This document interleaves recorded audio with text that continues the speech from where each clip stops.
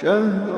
رمضان الذي أنزل فيه القرآن هدى للناس وبينات من الهدى والفرقان، فمن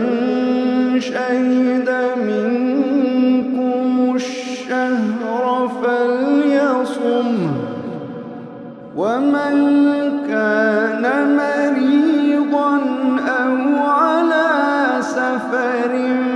فعدة من أيام أخر، يريد الله بكم اليسر ولا يريد بكم العسر، ولتكملوا العدة ولتكبروا الله على ما هداكم ولعلكم تشكرون.